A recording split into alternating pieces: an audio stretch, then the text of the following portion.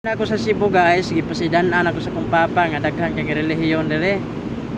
Tuod man usa sa akong supervisor sa janitorial services na usa ka born again, no? Matud pa niya walay bili ang relihiyon.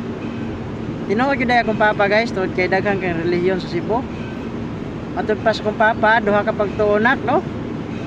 Kaya ang yawa nagtuo man sad naa na Santiago kapitulo 2 bersikulo 19. Apan ningon si Santiago sa Santiago kapitulo 2 bersikulo 24 hangtod sa 26.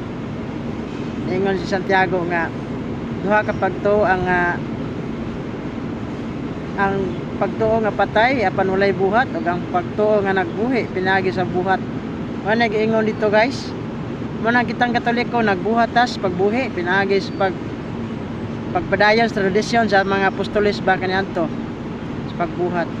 Muna magamping gyud dito sa lain tinuo ano.